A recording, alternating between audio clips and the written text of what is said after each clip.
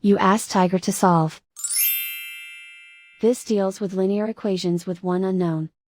The final result is x equals -7. Let's solve it step by step.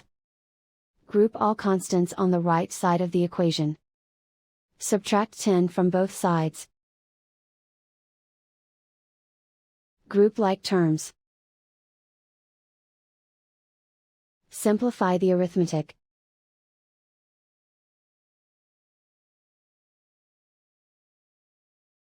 Isolate the x. Divide both sides by -4.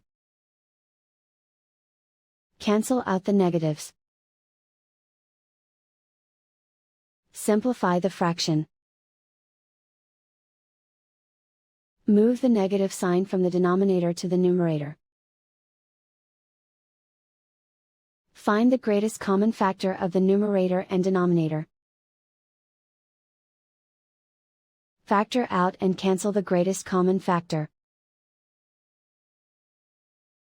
And so the final result is x equals -7.